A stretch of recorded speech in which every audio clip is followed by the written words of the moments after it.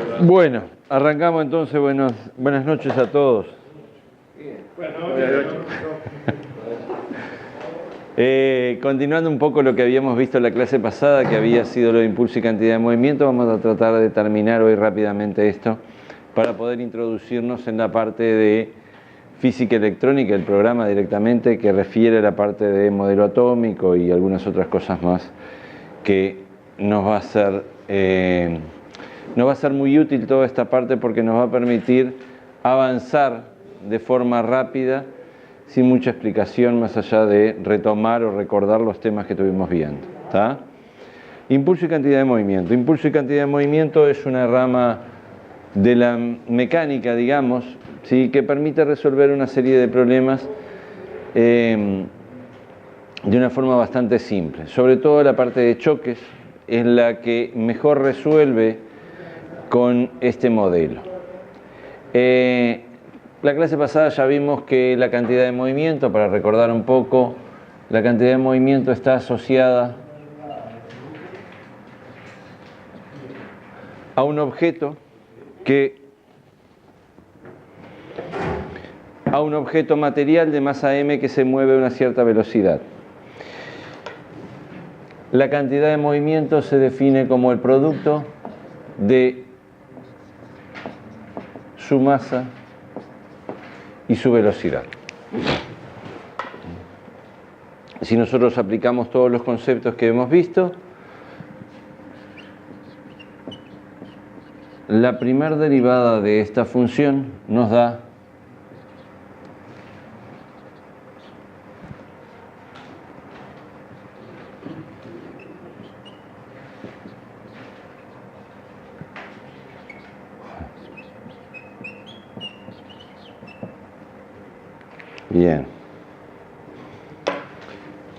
nos da algo como lo que tenemos escrito acá, ¿sí? Si recordamos un poquitito este término acá, ¿sí?, considerando un objeto que no pierde masa, porque esto sería la pérdida de masa o la adquisición de masa, los cambios de masa que se dan en el objeto, si no hay cambios de masa, estos términos se anulan, por lo que queda este término acá. Y este término acá implica masa por la primera derivada de la velocidad, que termina siendo lo que comúnmente llamamos fuerza. Quiere decir que si m es constante, entonces dp de t es igual a la fuerza, ¿sí?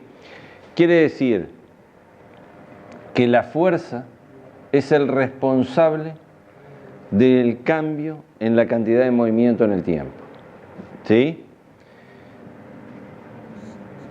De acá podemos inferir que, bueno, iba a ser alguna cosa que no importa. Esta fue la expresión aparentemente que Newton llegó respecto a la fuerza, ¿sí?, diciendo que esto era igual a la m por dB de t. Perfecto. Una vez que tenemos esto, también estuvimos hablando de lo que era el impulso. J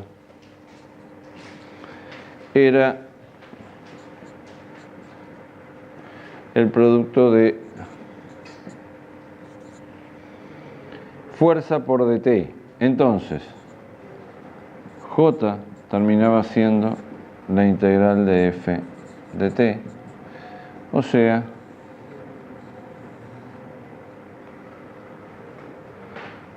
el impulso se asocia a lo que es digamos, desde el punto de vista de en un tiempo delta t cualquiera, en una fuerza F, pongamos que es constante, J, si F es constante, entonces el J sería algo así como el producto de F por dt, que es la que comúnmente conocemos como definición cuando F es constante. ¿Está? Bueno, si juntamos esto, llegamos la clase pasada a que de acá, que era lo que iba a derivar hoy y no quise, de acá llegamos a que dp es f por dt. ¿Sí? Esto quiere decir dj. O sea, que desde el punto de vista general podemos poner que la variación de la cantidad de movimiento se asocia al impulso. El impulso calculado de esta forma o el impulso calculado de esta forma. De la forma que sea, variable o constante, no importa. ¿Qué quiere decir? Que cuando una fuerza actúa sobre un objeto durante un cierto tiempo, esa fuerza genera un impulso y provoca una variación de la cantidad de movimiento. ¿Sí? Bien, si no existen fuerzas aplicadas, ¿sí?, y J vale 0, entonces dP vale 0. Eso quiere decir que la cantidad de movimiento se conserva. Pero pueden existir fuerzas, ¿sí?, y el J ser 0. ¿Sí? Si existen fuerzas y J vale 0, quiere decir que la suma de fuerzas vale 0, entonces dP vale 0. Este J se debe a J comúnmente denominados externas. ¿Sí?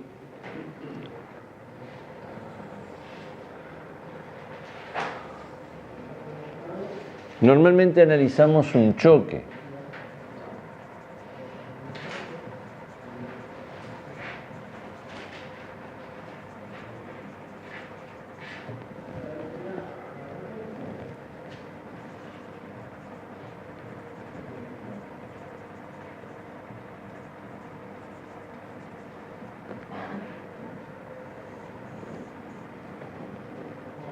Imaginemos que tenemos en particular acá dos objetos.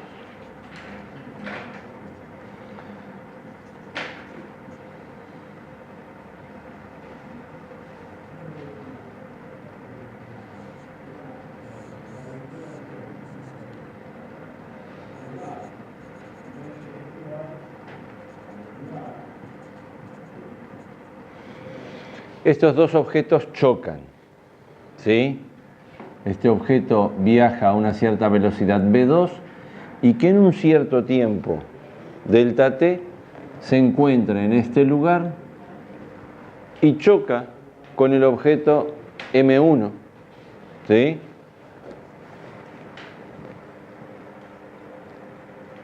¿Está bien? Haciendo que luego cada uno modifique su estado de movimiento de tal forma que salga hacia lados diferentes, ¿sí? O pueden salir juntos, chocan, se pegan y salen juntos, chocan y sale uno hacia arriba, otro hacia el otro lado, ¿sí? En fin. Imaginemos ahora que se da el choque en este punto P. Marcamos el punto P como punto de choque.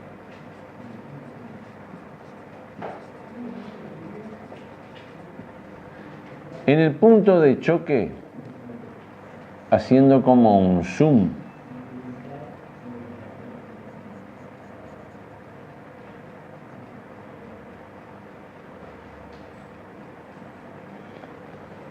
el 1 y el 2 chocan e interactúan. Chocar, en este caso, quiere decir interactuar entre sí, ¿sí? Uno le aplica una fuerza al 2 y el 2 le aplica por acción y reacción una fuerza al 1. ¿Sí?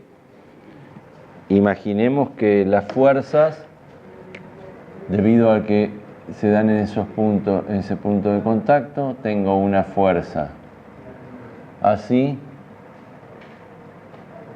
y esta fuerza así. Esta es la fuerza 1, 2. Y esta es la fuerza 2, 1.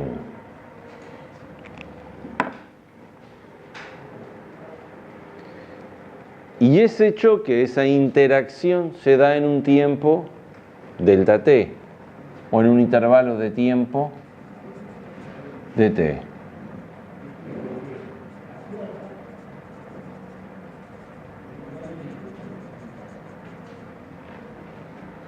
Intervalo de tiempo, ¿no?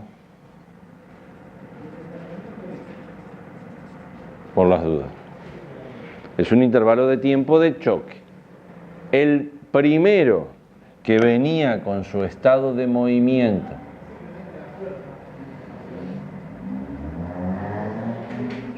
B1 y el 2 que venía con su estado de movimiento 1, 2 por el intervalo de tiempo. Y dj 2, 1 sería el F21 por dt.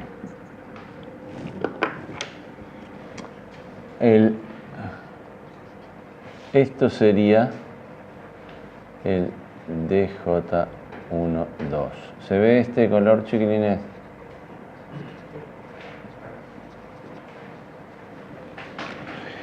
Chocan ahí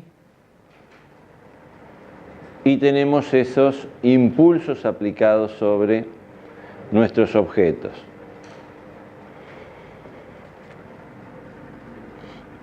Bien, recordemos que F12 más F21 sumados valen 0 si fueran aplicados sobre el mismo cuerpo. ¿Está bien? ¿Se entiende eso? Ahí el vector de J sale del punto de contacto, ¿no? Sí, en realidad el punto de contacto, pero yo lo dibujo desde el centro. ¿Está? Pero está bien, las fuerzas salen del punto de contacto. Lo separé un poquitito para un tema de dibujo. Por ser fuerzas de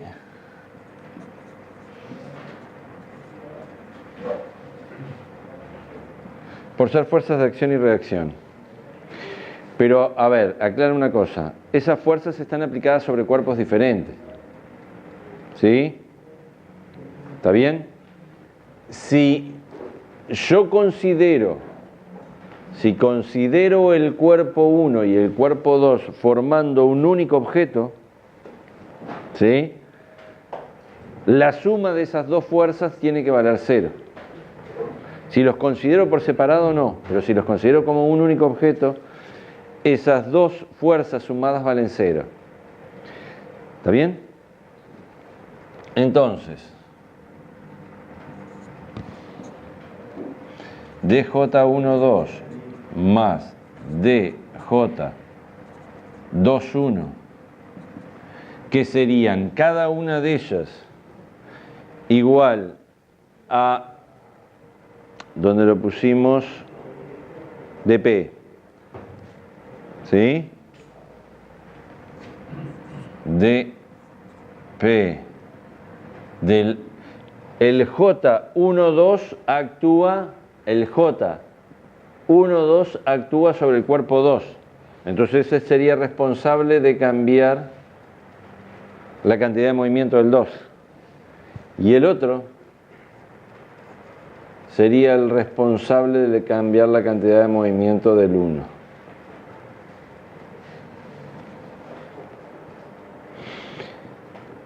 Por lo tanto, si considero ambos cuerpos como un único cuerpo, como un sistema de objetos, ¿sí?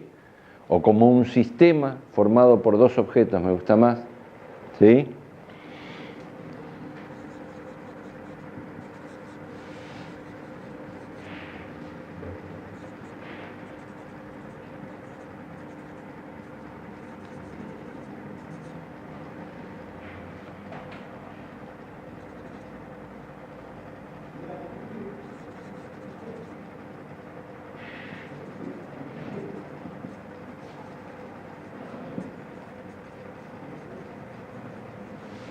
Formado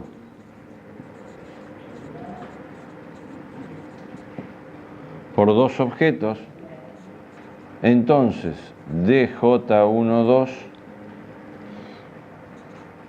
más dj21 sería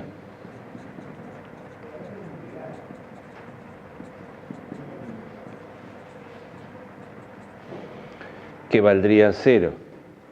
Eso quiere decir que dp1 más 2 debe ser 0. Perdón, me olvidé del vector.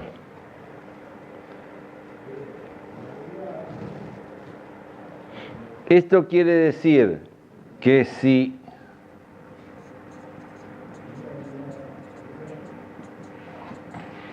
P1 más P2 forman un sistema, su P1 más P2 forman el P del sistema. Entonces, durante el choque,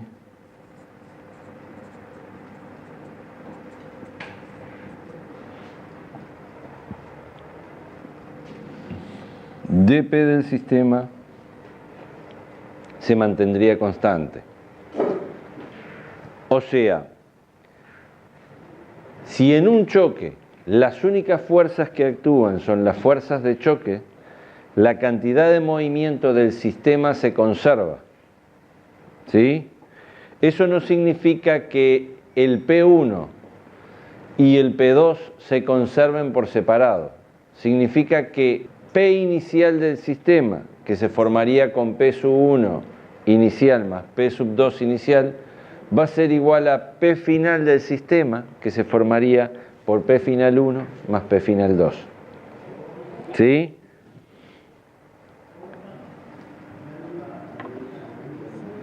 Que P del sistema sea constante implica que P inicial sea igual a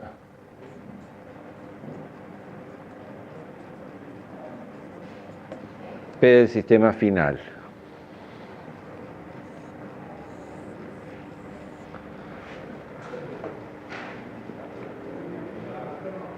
Esta característica es una característica importante que cumple o que permite resolver un montón de situaciones. ¿Sí? Durante el choque, el tiempo de choque es tan chico que las fuerzas externas se pueden considerar 0. ¿Sí? Entonces las que provocan los cambios en la cantidad de movimiento son básicamente las fuerzas de choque. ¿Me explico? A ver, yo dejo caer esto en la mesa, ¿sí? Al caer, lo que lo lleva hacia abajo es el peso. Pero luego, cuando choca con la mesa, ¿sí? Las fuerzas de choque son las responsables de que el cuerpo haga otra cosa. ¿Sí? Son tan chicas y se dan en un tiempo tan corto que terminan siendo extremadamente grandes. ¿Sí? Lo mismo ocurre cuando dos objetos chocan. Ahí se toman en cuenta básicamente las fuerzas de choque y no otra fuerza que podría ser el peso, por ejemplo. ¿Sí? Pero esto funciona así. A ver.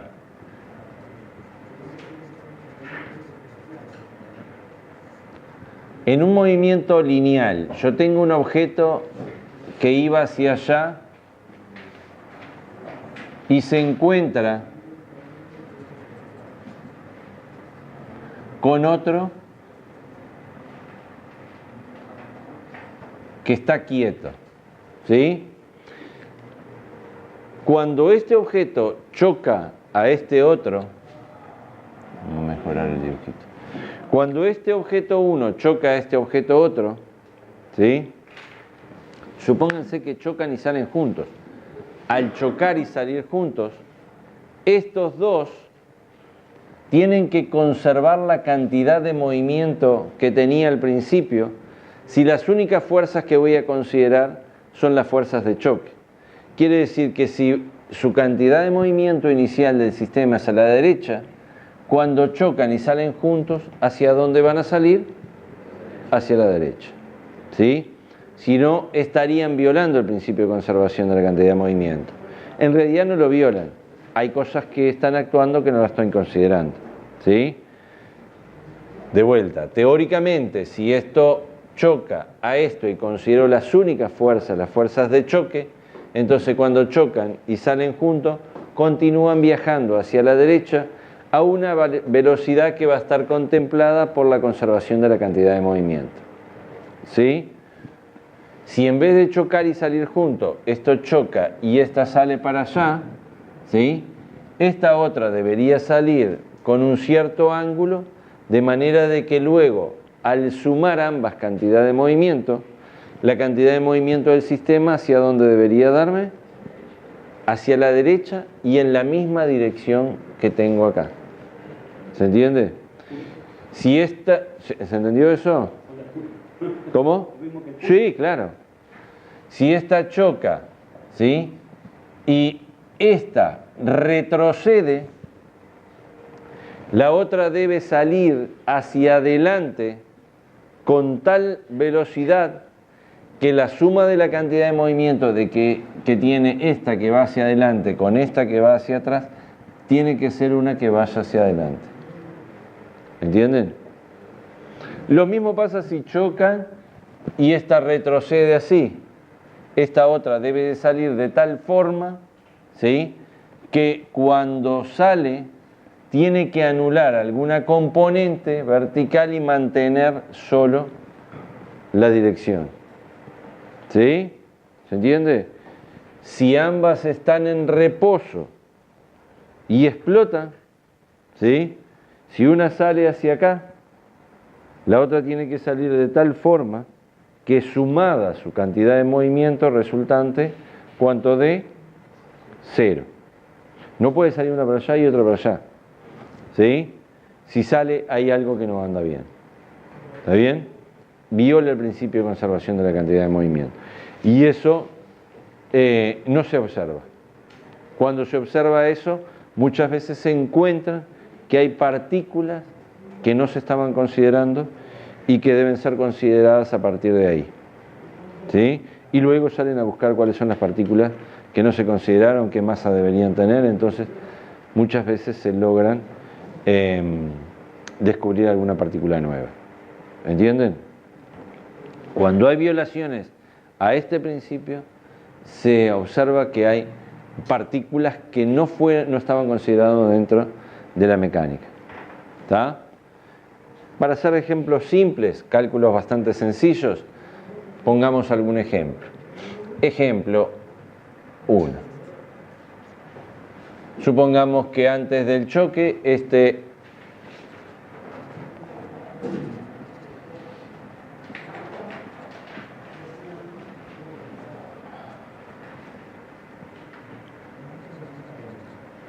la masa 1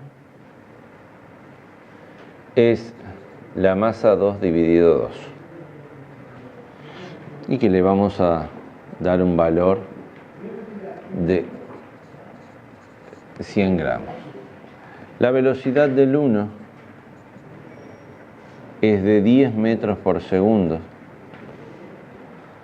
Y luego del choque, determinar la velocidad final de ambas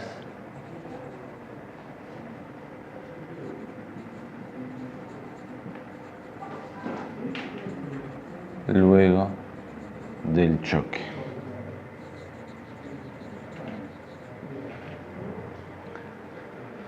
¿Sí? Entonces,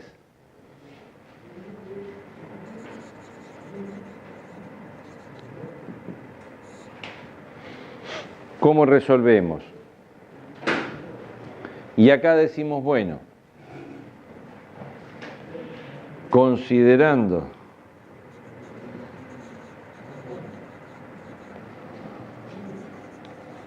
como únicas las fuerzas de choque delta P del sistema debe ser 0. Esto significa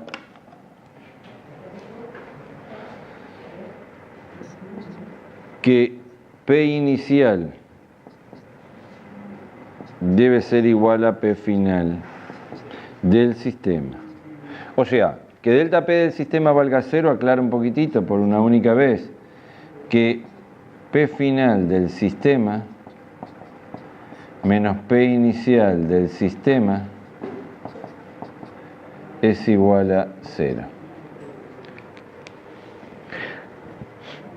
O sea,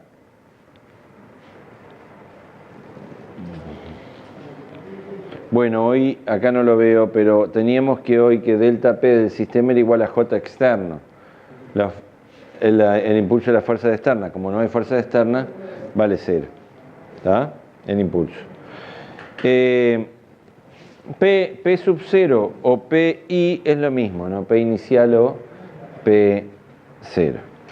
Bueno, P inicial. Entonces yo digo, bueno, esto, ¿estamos de acuerdo? Viaja a una cierta velocidad, su P inicial sería M por V1 más 0. Tiene que ser igual a M1 más M2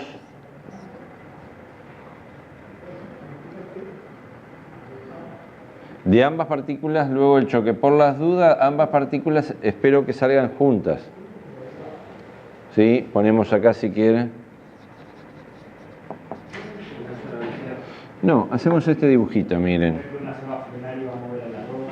Primero hacemos que los dos salgan juntos, ¿sí? Se mezclan ahí en algo único.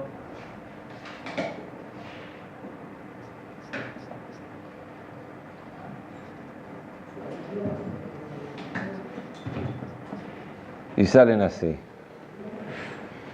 Esto normalmente aparece como antes y esto aparece como después.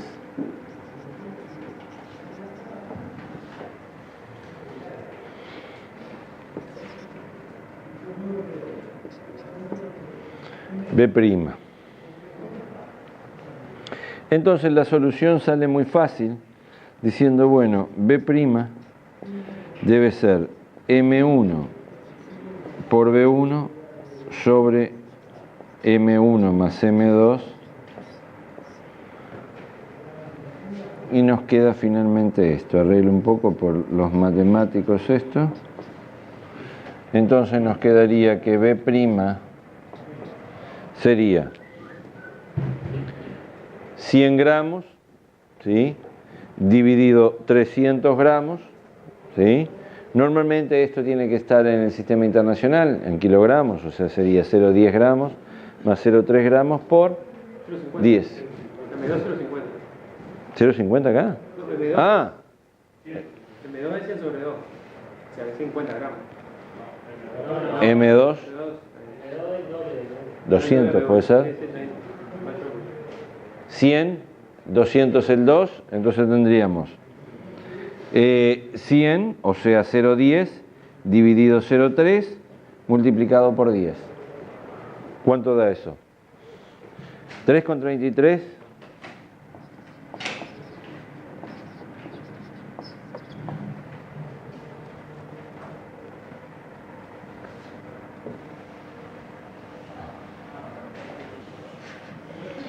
Imaginemos que en el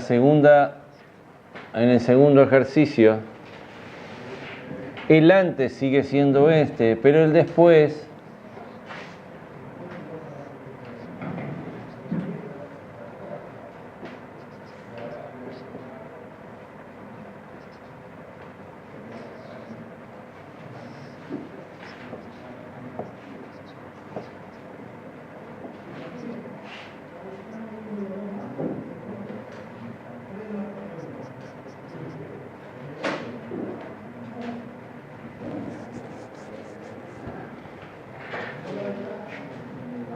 El después es tal que B'1 es 0,8 metros por segundo.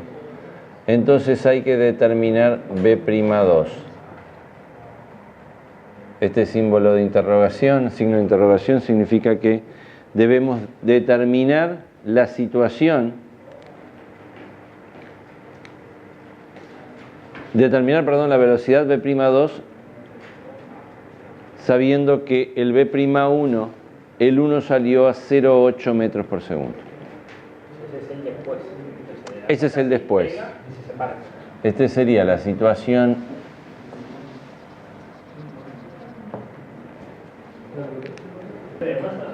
mismo valor de masa, misma situación inicial. Ahora nos convendría, por las dudas, decir, bueno, esto es un eje X.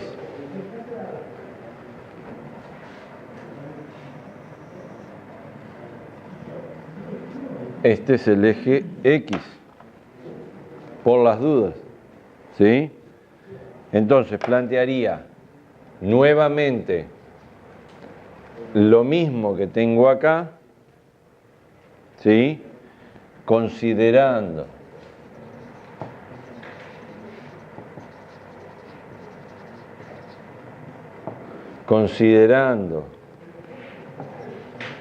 que las fuerzas de choque son las responsables de los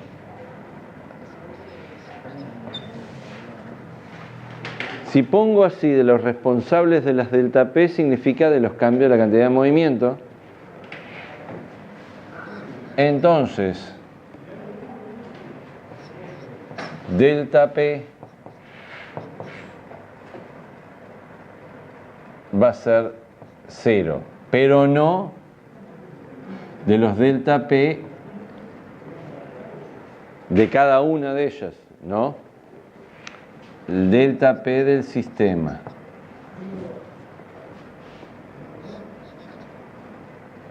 Entonces, nuevamente, P inicial del sistema igual a P final del sistema. El gran trabajo normalmente de esto está en el análisis y después se hará otra cosa. Entonces, M1 por B1 más 0 es igual a M1 por B'1 más M2 por B'2. Quiere decir que B2 va a ser M1 por B1 menos M2 por B'1 sobre M2. Perdón, acá.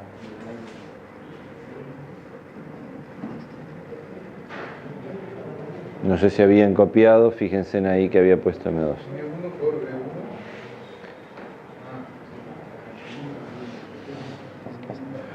Quiere decir que 0,1 por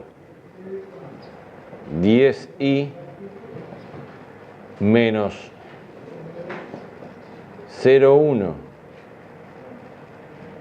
por 0,8 y sobre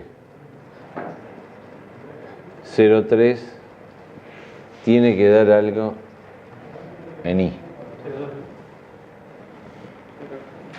Sí, perdón, 0,2. 200 gramos.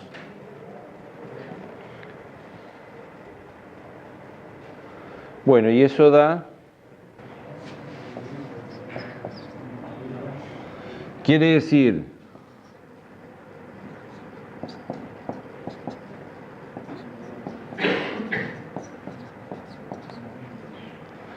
que nuestro cuerpo o nuestra esferita 2 sale con una velocidad de 4,6 metros por segundo en la dirección Y, por el eje X, en la misma dirección. La masa del objeto entonces implica que salga más rápido o más... Más rápido o más lento. Exactamente.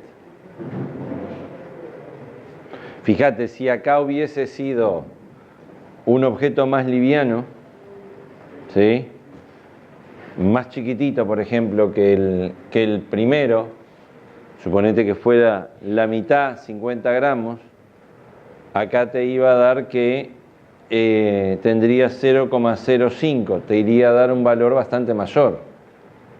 ¿Entienden? Hagan la cuenta considerando un 0,05. No nos va a cambiar nada porque el que se movía inicialmente, ¿quién era? El 1, ¿sí? Entonces, al poner una masa menor acá, a ver, hagan la cuenta, ¿cuánto quedaría? Tendría que multiplicar el resultado por 4. Multiplicando ese resultado por 4, ¿sí? 4,6 por 4, ¿cuánto daría? 18,4. ¿Sí? 18,4 quiere decir que algo pesado viene y choca contra algo liviano, ¿sí?, le hace aumentar la velocidad bastante más, ¿sí? A nivel de choque se da eso, ¿verdad? A nivel de choque, digamos, de autos, ¿sí? Un camión choca contra un auto, posiblemente el efecto del auto, ¿sí?, va a ser mucho mayor, ¿sí? El auto va a salir más rápido y lo va, más allá de que lo abolle y haga otras cosas, ¿sí? Si aprovechamos ahora y calculamos la energía que tiene durante el choque, ¿sí?, lo que sería la energía inicial y la energía final, para ver si hay pérdidas energéticas durante el choque, podríamos ver que acá la K inicial es M1 por B1 cuadrado dividido 2, y la K final va a ser M1 por B'1 cuadrado sobre 2 más M2, aprovechamos que no se termine,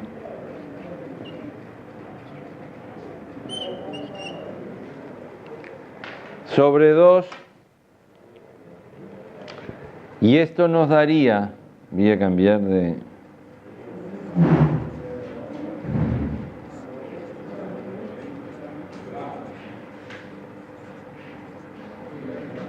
Quedó con sombra.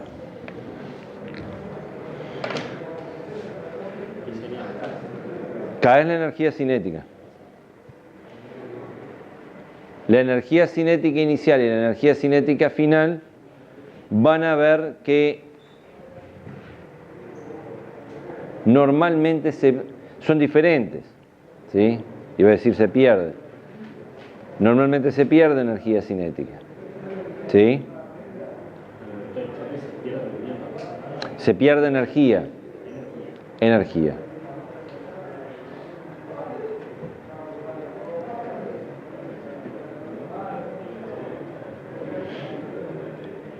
¿Pueden decirme cuánto da K inicial y cuánto da K final? 5. ¿5 con cuánto? 5 Joule. ¿Y la final?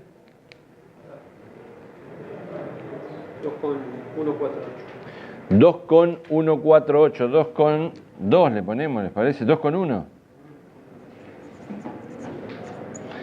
Quiere decir que en esta situación se pierde un montón de energía, ¿sí? O sea, no sé si es mucho 2,9, pero que es más del 50% es, ¿sí? ¿Se entiende? La cantidad no sé si es tan importante. Lo importante es que porcentualmente es grande, ¿sí? Se perdió, y en ese caso decimos que delta K, que sería 2,1 menos 5,0, es menor que 0, entonces decimos que tenemos un choque inelástico, de vuelta, que el choque es inelástico. ¿Sí? Cuando delta K vale 0, el choque se dice que es elástico. Eso significa igual a 0. Eso significa que hay una conservación de la energía. ¿Sí? Los choques elásticos son aquellos choques que conservan la energía. Los inelásticos son los que no conservan la energía. Delta K 0 es elástico. Elástico. Si es menor que 0 es inelástico. Una forma de que gane energía. Siempre va a ser igual. Sí, ahí puede haber formas de ganar energía, sí. Y sería como un explosivo, inelástico también, son las explosiones. Claro, estar quieto De estar quieto a estar en movimiento. ¿Sí? En una explosión se convierte masa en energía y ahí se produciría un aumento de la velocidad. Bueno, pero la cosa no es tan simple. Cuando se trata de partículas es más complejo que esto. ¿Sí? ¿Y qué ocurre? El después, voy a cambiarle el número.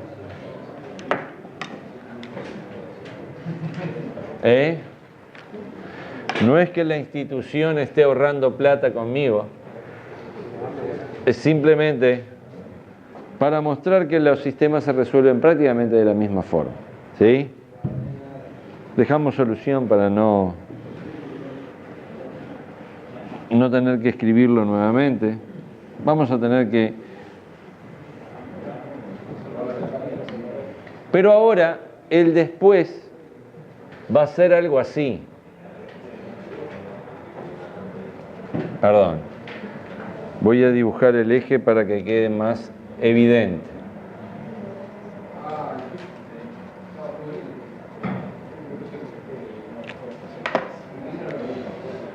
Una vez choca,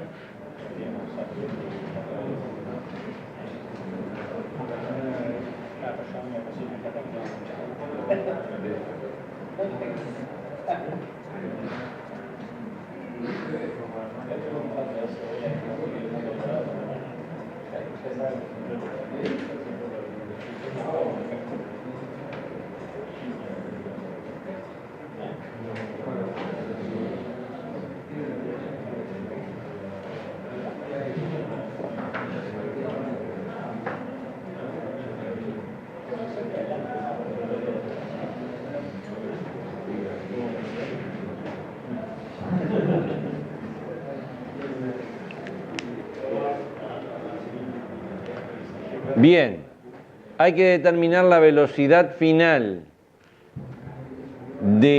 ahora ya no va a ser de ambos. Evidentemente, la cantidad de movimiento inicial va a seguir siendo la misma. ¿En qué eje va a estar? Tiene que estar en el eje X. ¿Sí? Entonces, si yo sé que está en el eje X, la cantidad de variables cuando sale con un cierto ángulo es bastante grande, porque podría tener una velocidad B'2 y un ángulo alfa que varíe. ¿Sí? Y salir en un ángulo beta y con una velocidad también que varíe. ¿Sí? Podría ser un cambio para el mismo alfa, un cambio en la velocidad, ¿sí? Y acá para un mismo beta un cambio en la velocidad. Digo, hay como muchas variables, ¿sí? Esas muchas variables hacen que cuando queremos resolver un problema hay que dar una serie de variables para poder determinarlo, para que el sistema sea compatible y determinado. ¿Sí? ¿Estamos de acuerdo? Entonces, normalmente uno va a trabajar con una cierta cantidad de variables conocidas y otras desconocidas. Entonces, suponemos que sabemos lo que pasa con el móvil 2. Entonces voy a ver qué pasa con el móvil 1. El móvil 2 puede ser, y el móvil 1 pueden ser objetos de cualquier tipo, desde partículas subatómicas hasta autos, planetas, lo que sean, cosas grandes que choquen, ¿sí? Lo importante de esto es que se aplica o puede ser aplicado desde lo micro hasta lo macro. Quizás haya que hacer alguna corrección o quizás no, pero puede ser aplicado en las distintas partes. Siempre vamos a terminar aplicando lo mismo, ¿no? Lo importante es que no va a cambiar eso, ¿sí? Siempre terminamos lo mismo, aplicando el mismo principio. Bueno, determinar la velocidad final de M1 luego del choque. Arreglamos esto.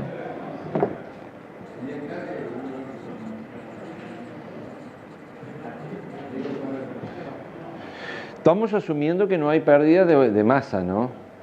Las partículas no pierden nada. Solución, de vuelta, si considero que las fuerzas de choque son las responsables de los cambios en la cantidad de movimiento de cada una, ¿sí? Diría entonces que delta P del sistema es igual a 0, ¿sí? Entonces, P inicial del sistema es igual a P final del sistema. Por lo tanto,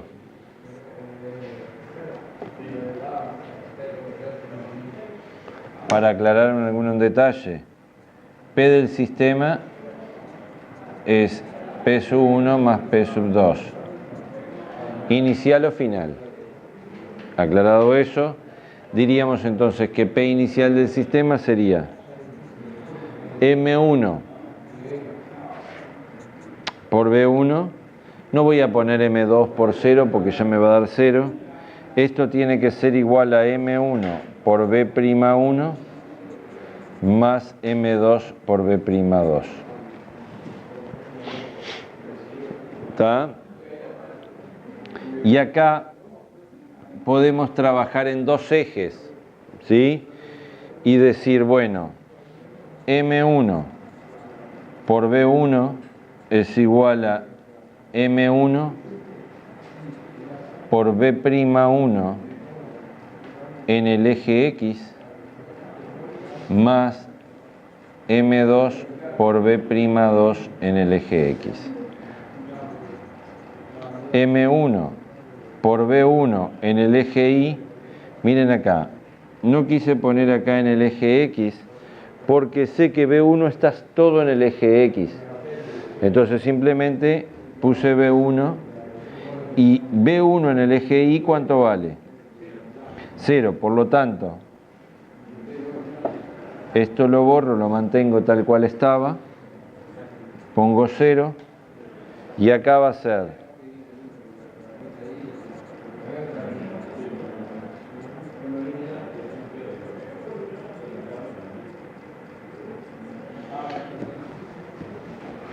bueno, por ahora parece que tengo 4 incógnitas, ¿verdad?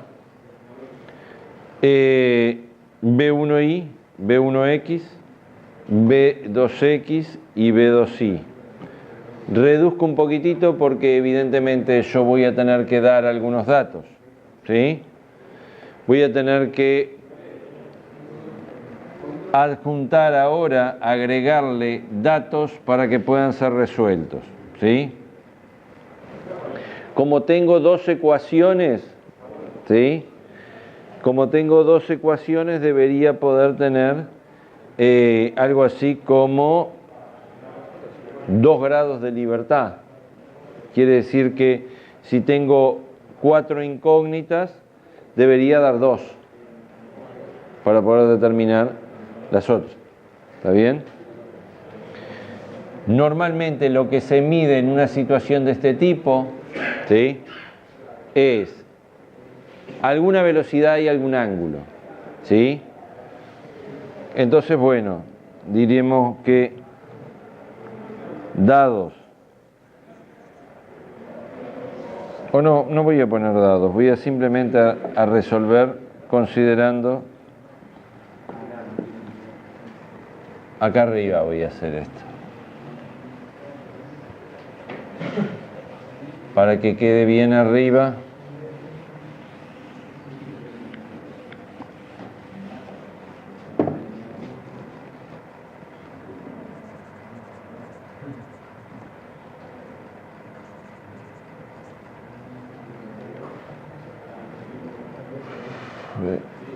B1 por coseno de beta más M2 por B'2, este es B'1.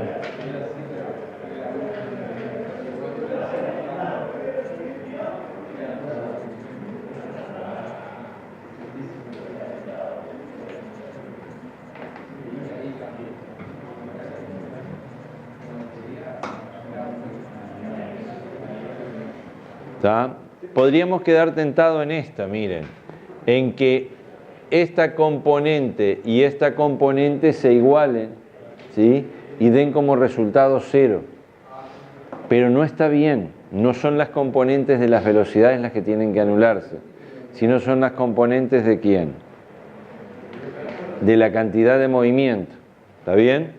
Por lo tanto, este dibujo acá debe representar a esto como a P y no a la velocidad. ¿Estamos de acuerdo?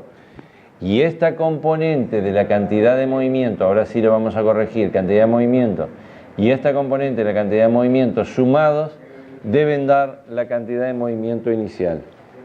¿Está? Bueno, vamos a... según el eje. Esto va a ser P'2, que es la final. Entonces corregimos eso para que no nos quede eso. Ahí está.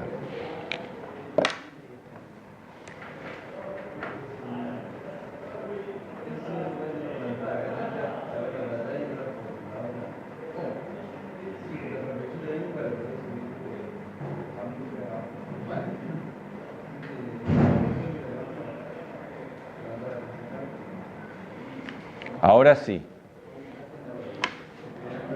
Esto lo corrijo un poquitito porque quedó muy mezclado. P'2 y este P'2i y P'2x. Ahora sí, esto más esto sumado tiene que dar la cantidad de movimiento inicial que teníamos al principio. Y estas dos tienen que ser iguales. Que eso es lo que establece esta parte acá. Que esta componente y estas componentes tienen que ser igual y opuestas. ¿Sí? No es B1i, B'1i y B'2, sino que es M1 por ese B'. Y es M2 por ese B'2. ¿Sí? Esos tienen que ser salud. Esos tienen que ser 0. Bien. Bueno. Se puede despejar de la abajo también y se puede ir a P. Claro. Entonces acá esto es la situación final. ¿Cuántos grados de libertad tenemos acá? Y tenemos dos ecuaciones. Por lo tanto, si queremos que esto sea compatible y determinado, tengo que dar ¿cuántos? 2. Debería decir, por ejemplo, ya que tenía dibujado al B'2, decir, bueno, B'2 vale tanto y, por ejemplo, alfa vale tanto. ¿Está bien? ¿Está bien? ¿Entendieron? Si quiero que tenga otra condición que se da mucho, y es la condición de que el choque es elástico, debería decir o establecer que M1 por B1 cuadrado sobre 2 debe ser igual a M1 por B'1 al cuadrado dividido 2 más M2 por B'2 al cuadrado dividido 2. Y esto le daría la condición de ser un choque elástico. ¿Sí? Y ahí tendría ¿cuántas ecuaciones? 3, ¿no? ¿Cuántas incógnitas? Perdón. 1, 2, aquí está nuevamente 1, 2 acá.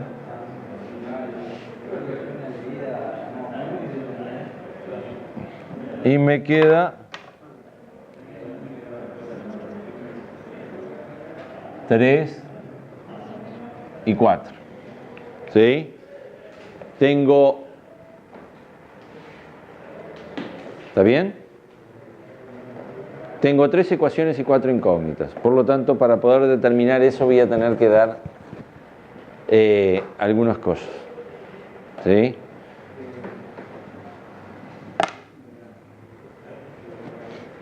Bueno, normalmente los choques no son elásticos, ¿sí? Son muy pocos los que son elásticos. Entonces, vamos a calcular un ejemplo, el ejemplo 3, vamos a considerar entonces que, por ejemplo, sin considerar el choque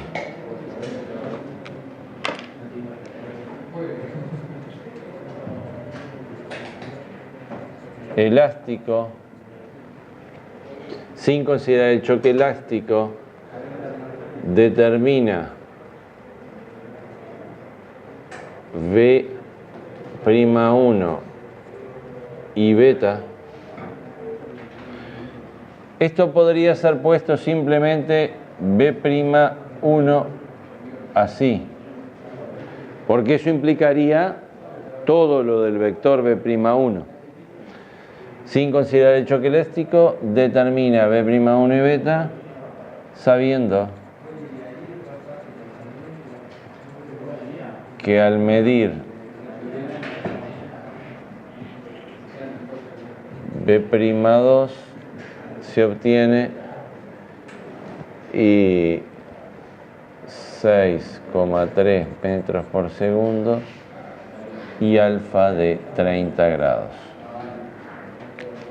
A ver si podemos resolver eso, chiquilines. Despejar de una y sustituir en otra. Puede ser, puede resultar complejo, ¿sí? Quizás no. Yo me tomo el atrevimiento de ir viendo si puedo resolverlo.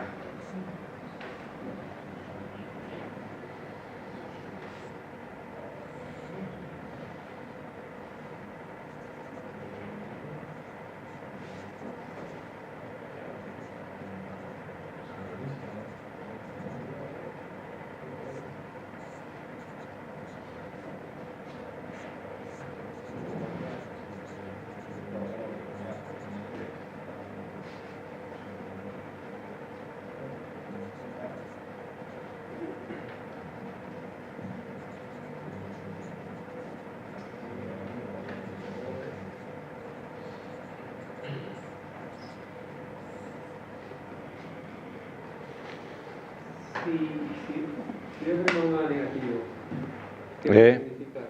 ¿Que B' 2 es demasiado grande? ¿Se consideró demasiado grande? ¿Cómo? Si B' 1 da negativo. Sí, puede ser que algo no anda bien ahí. Habría que ver. Bueno, esta situación acá sería la que podríamos tener. Yo de acá si divido uno sobre otro, sé que elimino esto, esto, esto y esto. ¿Sí? Si este se te da muy grande, como que este vendría para acá. Podría ser que anule una parte de esto. ¿Sí? O simplemente porque la velocidad que traía tu masa no es tanto suficiente. Claro, no es esta cantidad de movimiento proyectada sobre este eje, ¿sí? Es mucho mayor que la inicial, entonces este tendría que salir para acá. Sí, como un rebote. ¿Está bien? Esto, miren acá, esto acá tengo que tangente de beta, que sería la relación esta sobre esta. Al dividir se me va en esto y me queda seno sobre coseno tangente. Si elevo al cuadrado todo esto, seno al cuadrado más coseno al cuadrado da 1. ¿Sí? Eso es una relación que 2 por 3 la van a aplicar. Da 1, M1 saca de factor común, lo mando para abajo, o lo mando primero para abajo, dividiendo, y me queda que elevo al cuadrado después y me permite determinar esto. Y lo que no tenía era inversión de signos ahí en número. Porque como esto era negativo, se invertía acá para no invertir a... Digamos, multipliqué por menos 1 arriba y abajo. ¿Está?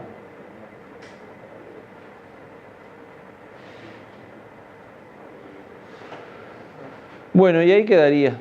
Hagan las cuentas a ver qué da y con esto terminamos. La próxima clase empezamos con los modelos atómicos y vamos a ver el experimento de Thomson. ¿Está?